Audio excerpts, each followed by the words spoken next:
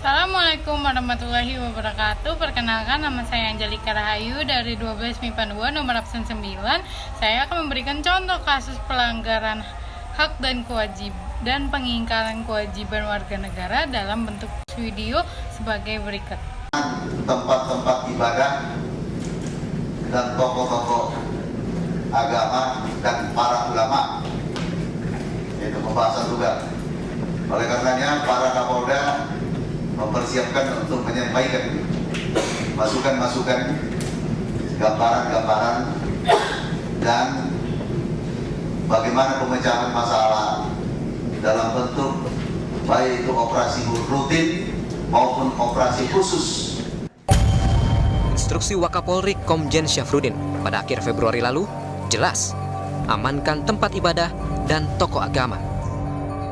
Wakapolri memerintahkan Kapolda dan jajaran di bawahnya untuk tidak boleh ada kekerasan kepada tokoh agama dan penyerangan tempat ibadah.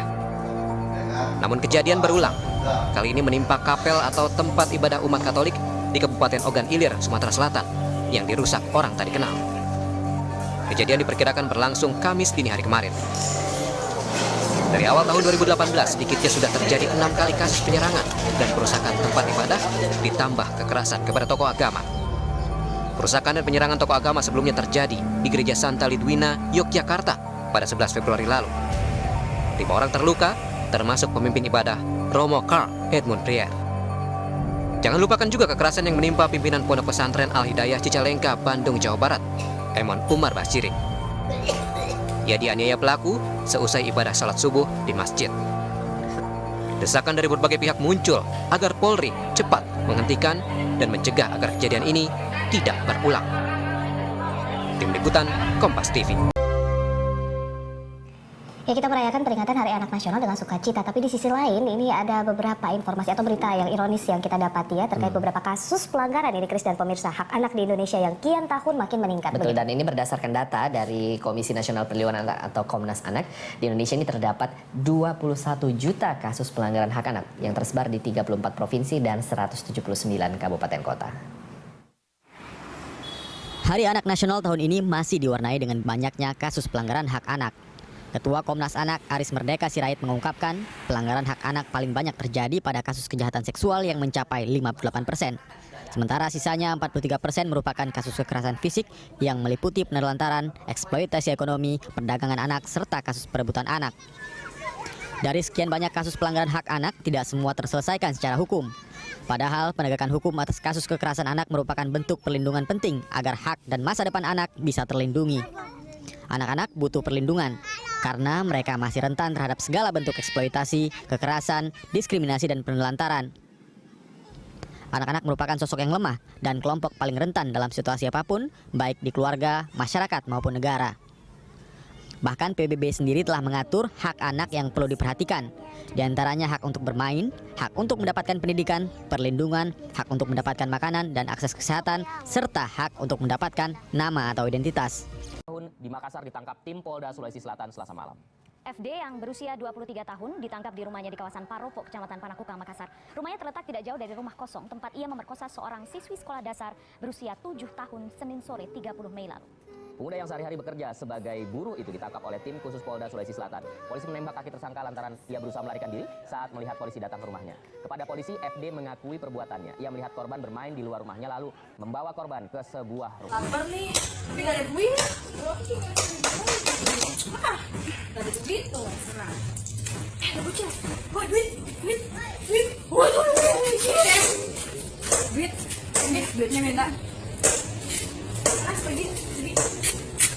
Kepolisian Resor Tangerang, Kota Banten menggerebek sebuah pabrik pembuatan dan penggandaan VCD dan DVD yang diduga ilegal di pergudangan Pantai Indah Dadap, Kabupaten Tangerang, Banten. Nah, memang di tempat ini polisi mengamankan puluhan mesin produksi dalam ukuran besar. Polisi melakukan penggerebekan di gudang milik PT Cakrawala Cakra Perkasa di pergudangan Pantai Indah Dadap 2, Kecamatan Kosambi, Kabupaten Tangerang, Banten, Selasa siang. Di lokasi ini, tim reaksi cepat Elang Cisadane Polres Metro Tangerang Kota mengamankan puluhan ribu keping VCD dan DVD bajakan, baik berisi musik maupun film yang belum sempat diedarkan. Selain itu, turut diamankan puluhan mesin produksi dalam ukuran besar. Dalam satu hari, pabrik ini mampu memproduksi 5.000 hingga 10.000 keping VCD dan DVD diduga bajakan. Untuk penyelidikan lebih lanjut, penyidik kepolisian mengamankan pemilik pabrik berinisial JW serta memintai keterangan 5 pekerja lainnya.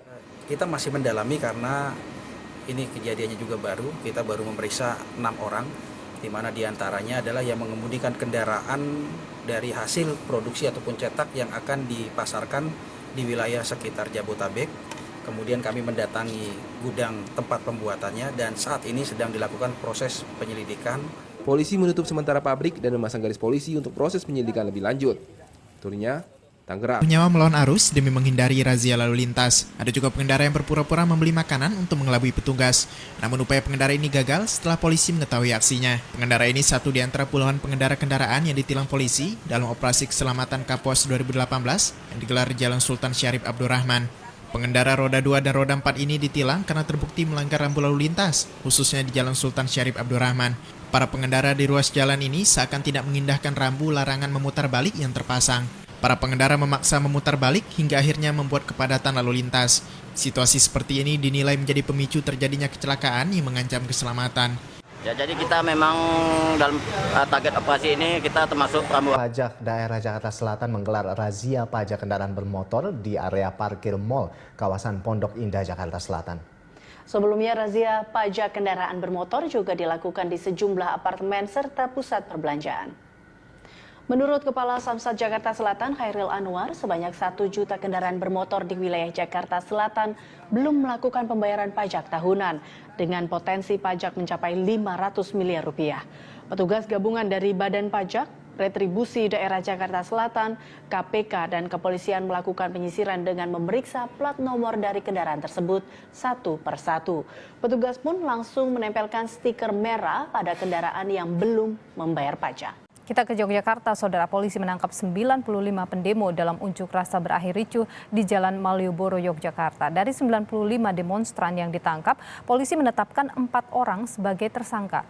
95 pendemo yang ditangkap adalah mereka yang terlibat dalam aksi anarkistis dalam unjuk rasa pada Kamis lalu. Dari seluruh pendemo yang ditangkap, 36 diantaranya berstatus mahasiswa, 32 pelajar, dan 16 pekerja swasta, serta ada 11 pengangguran. Berdasarkan pemeriksaan polisi, 4 orang ditetapkan sebagai tersangka karena terbukti melakukan perusakan fasilitas umum. Sementara lainnya akan dipulangkan ke pihak keluarga. Jangan main HP terus-terusan dong. Nanti kalau ketahuan gimana? Udah, nggak bakal nggak. Itu loh, Bu Guru lagi ngawasin kamu. Udah, nggak usah bercanda.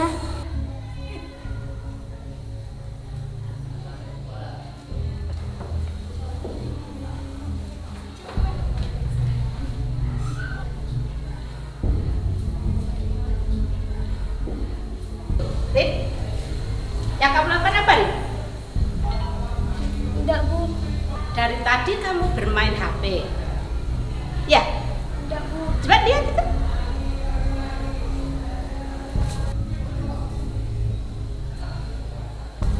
Ini yang kamu lakukan. Tahu kalau ini melanggar peraturan. Sementara HP-nya saya ambil ya. Oi, ikut ke kantin yuk. Aku nggak mau, nanti habis ini kan ada guru. Ayolah, lapar banget nih. Enggak, aku mau aja sendiri. Ya udah kalau nggak mau.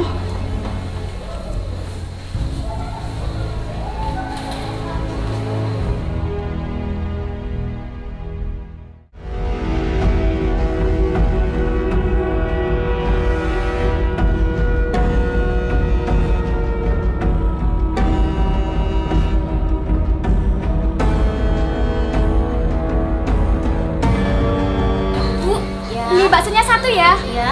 Bukannya ini jam pelajaran, Mbak? Udah, nggak apa-apa, Bu. Nggak ada yang tahu kok. Nanti dimarahi ibunya saya. Saya makan di sini bayar kok, Bu. Iya, tahu. Nanti dimarahi gurunya. Ya udah, Bu. Iya.